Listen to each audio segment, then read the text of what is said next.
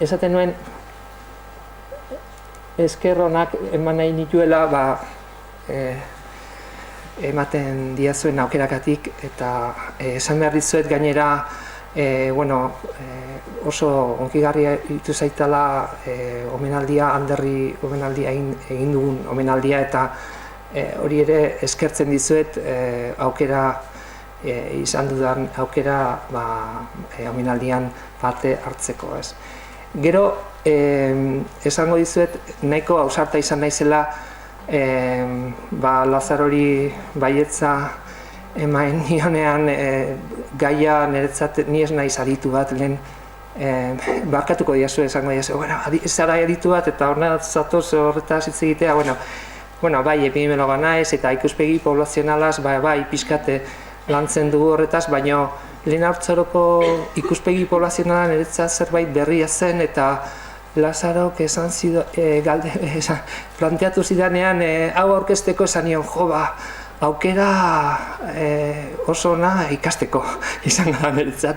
Eta, barkatuko diazue eta aberia ziritzen zaizuen, eta, ideiatxo batzuk mai gainean jarriko ditut, eta zuek esango diazue aber nola izan zaizuen. Ideia ez dien nire ideiak, hori ere esango dizuet,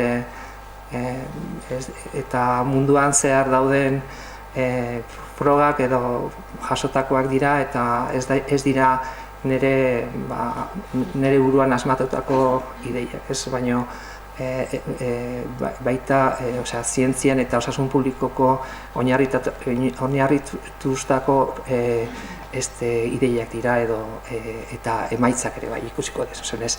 Eta giroan sartzeko, pixkate giroa berotzeko esango nuke, honekin hasiko naiz. Orain dela 2 edo 3 egun jaso nuen txosten bat, eta diapositiba agertzen zen eta esan nuen, hau aurkeztu beharra dago. Hemen ikusten duzue alde batetik, hau da Argentinako datuekin egindako ikerketa bat, eta ikusten duzue alde batetik, bai, hemen,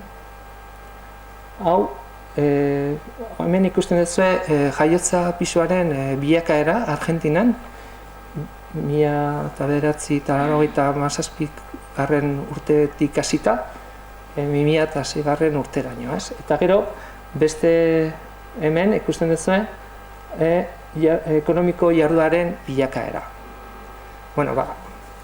Ez dakit zer egituko zaizuen, baina horrela gogoratuko duzue, Argentinan ze gertatu zen urte horietan, korralito izeneko fenomenoa, eta nahiko bizitza larrua salaren azpian nola heltzen den, eta nola gure gorputzetan eta jaiotzaren momentuan ere gure inguruneko faktoreak edo eraginak nola jasotzen ditugun nahiko harrigarria da, eta ikusten dezenez nola jetxi zen jaiotza pisua eta gero berriz nola hilo zen. Baina gainera ikertzaileek esaten dutenez arabera eta datuekin, jetxiera hori ez zen berdina izan ume guztietan. Zer egin dute, begiratu dute jetxiera hori nola izan zen amaren hezkuntza mailaren arabera. Orduan begiratu zuten gainera pisua haurdunaldiaren periodoaren arabera, eta ikusi zuten mai guztietan lehenengo jardunaldian lehenengo hiruhilekoan jetxiera izan zela talde guztietan, eta hirugarren hiruhilekoan bakarrik beko hezkuntza beko mailakoaretan. Orduan, nola pentsatzen dute zer gertatu da hor, galdera hori da, zergatik gertatu zen hori. Beraien, beste ikerketak ikusita, lehenengo hiruhilekoa segurazko estresaren eragina izango da. baina hiru hilekoa izango da nutrizio gabeziagatik. Hori da, hasteko pentsatzen dut oso adierazgarria dela irudi hau, ez. Bigarrena, hemen ikusten duzue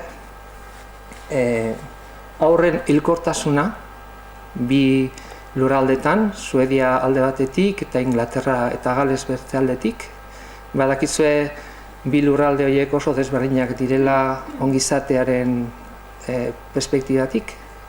Suediak beste Eskandinaviarrak bezala oso ongizate estatua oso garatuta dago eta ez da gauza bera gertatzen Inglaterran eta Galesen eta batez ere Thatcher emakume pasatu ondoren. Hemen ikusten duzue desberdintasunak, bai lurralde bakoitzean eta lurralde aitaren klase sozialaren arabera, eta ikusten duzue, Suedian esate baterako ez da ikusten horrelako patroi bat, eta Inglaterra eta Galesen oso argi ikusten da patroia. Nola klasearen arabera, nola hilotzen da, klase soziala jasten denean, hilkortasuna ere hilotzen da, baina beti kategoria guztietan hilkortasuna handiagoa da Inglaterra eta Galesen Suedian baino. Eta ze taldetan da hilkortasuna handiena? Ama bakarrik denean, ez? Eta sarrera moduan bukatzeko hemen ikusten duzu beste ikurkuntza baten emaitzak, eta alde batetik hemen azpian ikusten dugu faktore arriskuaren kopurua, hemen haurtzarako kontrako baldintzak eta esate baterako hemen goien dauzkezue, jaiotza pisu bajua, titia ezartzea, amaren depresioa, ama edo aita bakarra izatea familian, pobrezia, langabezia, hezkuntza maila, kasu honetan amarena, etxe bizitzaren kalitatea bajukoa, etxe bizitza soziala edo, eta eremu erresidentzialaren gabezia ere bai, ez? Eta ikusten dugu gero eta kontrako baldintza gehiago izan garapen kognitiboa gutxitu egiten dela, ez? Eta nola ikusten duzue, hori hemen ikusten duzue lehen esan dudan bezala arrisku faktoren kopurua, eta ikusten duzue bai hau gertatzen dela bai irakurtzerakoan eta bai matematikasen kontuan, ez? Orduan, ze gertatzen da? Nola ulertu datu hauek? Eta nola ulertu lehen Arantxak esaten zuen bezala,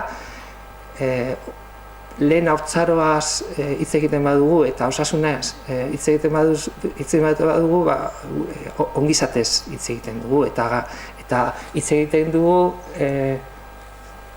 lehen haurtzaroko garapenaz, ez? Eta hau da, garapen fisikoa, garapen linguistiko-kognitiboa eta garapen sozio-emozionala. Baina badago ikuspegi horrela, nik esango nuke klasikoa edo, eta nik uste izango dela segurazko klinikan erabiltzen den ikuspegia, ni orain ez nago klinikan, orain dela urte asko, epidemiologo naiz, Arantxak esan dizuen bezala, eta gure ikuspegi poblazionala da, baina, klaro, banakako pertsonak ikusten baditugu, orduan zer egiten da ume baten garapena aztertzeko, ez?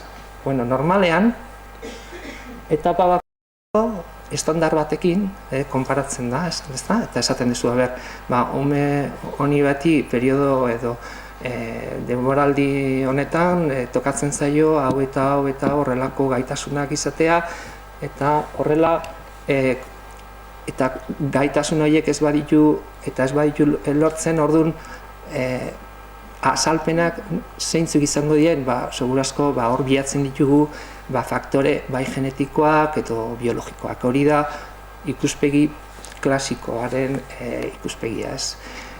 Orduan, ikuspegi poblazionalak zer gehiago esaten digu. Eta hau, seguro, individualki umeak ikusteko hau oso garrantzitsua izango da, ez dut hori esango, baino populazio mailan gauzak hobetzeko eta gauzak lehenengo ulertzeko eta gauzak gero hobetzeko beste ikuspegi bat hartu behar dugu, eta zer esaten digu ikuspegi poblazional horrek. Bueno, alde batetik, populazio barrioan konparatiboki eta erlatiboki begiratzen ditugu gauzak, ez? Eta orduan, hoberenak zeintzuk dien, estandarra zein dien hoberenak, populazio bakoitzean hoberenak begiratzen dugu gure estandarra hori izango da, eta horrekin konparatuko ditugu besteak. Eta horrela, inplizituak daude desberdintasunak. Esan nahi dut, osasun desberdintasunak sartuta daude gure ikuspegi eta ikusteko moduan. Eta gure populazio lenteak, estandarra lortzeko gaitasunak begiratzen ditugunean, eta ez badira guztiak berdinak izaten eta hau da kasua, badakizue, orduan nora jotzen dugu. Ez dugu jotzen faktore biologiko eta genetikoei juten geha azkenean beste haurren osasunaren determinatzaile sozialei begiratzera. Eta horregatik, 3 gako aipatu nahiko nituzke oso azkar. Lehenengo, prebentzio eta asun sustapenerako ikuspegi poblazionalaren gakoa, hori da lehenengoa, gero oso garrantzitsua ere bizitza osoaren edo bizizikloaren ikuspegia, lan haurtzaroaraz hitz egiten ari gara eta gero ikusiko dut zergatik den hain garrantzitsua, eta hirugarrena azkenean hitz egingo deu lehen haurtzaroko osasunaren determinatzaile sozialei buruz hitz egingo deu. Orduan, ezagutuko dezu askok, segur asko, beste batzuk agian ez, eta ez daukazu errazoiek hau ezagutzeko, epidemiologoek ezagutzen dugu, baina orain dela 30 urte, ez dakitzen bat, Geoffrey Rousek, hau da, epidemiologo britaniar batek, mugarri oso garrantzitsua jarri zuen osasun publikoko bidean artikulu honekin eta liburu honekin. Eta berak bereiztu zuen alde batetik ikerketak begiratuz, bere ikerketetan ikusten zuen alde batetik gauza bat dela banakako eta individualki gauzak ikustea arrisku faktoreak esaten dugu, ezta? Eta orduan esaten dugu, esate baterako, gaixotasun kardiobaskularren arrisku faktoreak hauek eta hauek dira, kolesterola, hipertensioa, tabakoa, etc. Eta beste gauza bat gero populazioen arteko desberdintasunak faktoreak eta ara joan behar dugu gauzak aztertzeko. Zerbait gehiago horretaz hitz egitea nahi badezue gero bukaeran hitz egingo dugu. Hori izango zen lehenengo gako. Bigarrena, bizizikloaren ikuspegia eta lehen haurtzaroko osasunez hitz egiten badugu oso garrantzitsua da.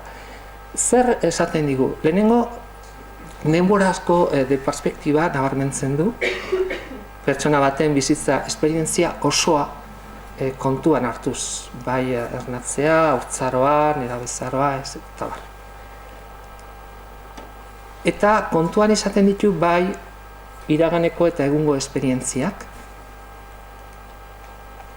baina beti lente honekin, ingurune, sozial, ekonomiko eta kulturalaren ondorioak begiratuz. Eta honen ondorioa da, alde batetik determinatzaile sozialak oso garrantzitsuak direla lehen haurtzaroko osasuna ulertzeko eta garatzeko, baina baita ere oso argi dago eta segurazko Isabelek gero horretaz ere hitz egingo du, ez? Lehen haurtzaroko garapena oinarri bat jartzen dela hor, gero helduaroan izango duen haur horrek osasuna bultzatzeko, ez? Orduan, lehen haurtzaroko garapena berez, gerorako osasun determinatzaile bat da. Eta badaude, gero ere, bukaeran nahi badeze horretaz ere hitz egin dezakeu, ikerketa asko dago eta oso interesgarria, lehen erakutsi dudan diapositiba bat, lehen ikusi dezue arrisku faktoren kopurua eta horrelako ikerketa batetik dator, eta horretaz gauza oso interesgarriak daude eta ikerketa asko egiten nahi da, oso arlo interesgarria delako. Eta, hirugarren gakoa lehen esan dudan bezala, determinatzaileen sozialaren gakoa da. Karo, helduaroari begiratzen badiogu, normalean horrelako marko edo kontzeptualari juten geha, ez? Kontzeptualara juten geha, ezagutuko dezuel, Dahlgren eta Whitehenen marku kontzeptuala, baina ikusten dezuenez, helduentzat pentsatuta dago, eta orduan zerbait gehiago behartzen lehen haurtzaroko osasuna eta garapena ulertzeko, eta horregatik OMren komisio barruan talde batek lan egin zuen gai honetaz, eta marko kontzeptuala pixkat naziagoa da, baina pixkat saiatuko naiz pixkat azaltzen. Lehen beste markoan bezala, kanpoan hortzadarren kapak bezala ikusi dezakegu, ez, eskema hau, eta kanpoko kapan, ez, hortzadarren kapan, ikusten dugu faktore globalak, estrukturalak, ekonomikoak, sozialak, eta munduan zehar gertatzen diren gauzak. Lehen ikusi dugu Argentinaren kasuan, ikuste hori izango da zela adibide osona, Argentinan gertatutakoa eta jaiotzak bisuan ikusitako ondorioak, hori ez da bakarrik Argentinan zerbait gertatu zelako, hori ondo dakigu, eta orain guk ere horrelako egoera batean gaude, hori dela munduko egoera eta faktore batekatik, ez. Gero ikusten duzue lurraldeen mailako faktoreak, bai nazio mailan edo beste lurralde txikiago mailan, oso garrantzitsua beste hurrengo kapa hemen ikusten duzuen bizitzen garen ingurunea, hurrengoa familiarena, nola ez, eta bukaeran pertsonak, eta hemen ikusten duzuen nola ikusten dugu bilakaera bizi zikloaren ikuspegitik ikusita. Eta hemen bi lauki daude, alde batetik hemen bekoa, hemen harremanak azpimarratzen ditu, komunitate barruan, batez ere, eta hemen bestea izango zen politikak eta programen eraginak. Eta honetaz adibide batzuk lehen aurkitu ditut, aurkeztu ditut, barkatu, 3 aurkitu bai, Argentinakoa oso izan oso polita, baina beste 3 adibide jarri dizkizut, baina orain beste batzuk jarriko dizkizut besteak adibide moduan beste kapen adibidea jarriko dizkizut. Hemen mapa honetan ikusten duzue, hemen inglesez, 2 oso ondo. Primeran. Hemen ikusten duzue hiriak dira, ez? Puntu gorri horiek. Eta hiri horiek umekin lagungarriak direnak zeharkatuta daude. Hau da, uste dut UNICEFek egindako txosten batetik ateratakoa. Eta oso interesgarria da horrela orokorrez ikusita. Bueno, nun daude puntu gehienak, Europan, argi dago, eta Hego Amerikan. Hombre, a ber, Afrikan ez izatea, bueno, badakigu pobrezia handia dela, eta ez dakit zer. Asian gauza bera gertatzen da, baina hemen, Ipar Amerikan ze gertatzen da. Ai, barkatu. Bueno, bigarrenera joko dut. Bueno, lehen adibide hori oso argi, bueno, pixkat nora jotzen duen ikusten dugu, ez? Gure ingurune residenzialaz hitz egiten du. Baina kasu honetan, zertaz hitz egiten dugu? Azkenean, familiaren mai sozioekonomikoaz hitz egingo dugu, eta kasu honetan garapenaz hitz egiten badugu izango da garapen kognitiboari buruz hitz egingo dugu. Oso adierazgarria itzen zait, ikusiko duzu hemen 22 hilabeteko umei ikerketa hasita, ez hemen hasita, eta begiratzen badeu garapen kognitiboa, ez? Hemen ikusten duzu goiko mailako garapen kognitiboa daukaten umek, ez? Eta hemen beko distribuzioan, ez? Eta hemen lehenengo marra hau, bere gurasoak dira mai sozioekonomiko bajukoak, eta besteak mai sozioekonomiko altukoak. Eta hemen ikusten duzu nolako evoluzioa oso adierazgarria da. Alde batetik, bueno, guztiok pixkat juten die batez besteko baloretara, eta hori normala da, baina evoluzioa ez da berdina talde guztietan. Orduan, ume batek oso garapen kognitiboa, oso puntuazio altua balin badauke, baina bere familia klase altukoa balin bada, bere balorea nahiko altua mantenduko da. Baina bere klasea nahiko bajua balin bada, ikusten duzu jetxi egiten dela eta asko gainera. Eta alderantziz, hemen ikusten duzu hasieran, ja, honekin bukatzen dut. Bueno, eta alderantziz hau gertatzen da, ikusten duzu nola azkenean bilakaera, bueno, irudiak dena esaten dizu. Bueno, eskarrik asko, barkatu, ja bukatu beharra dauket. Eta nahi badezu bukaeran zerbait gehiago ere kontatzeko badauket, eta zuek esango duzu. Eskarrik asko.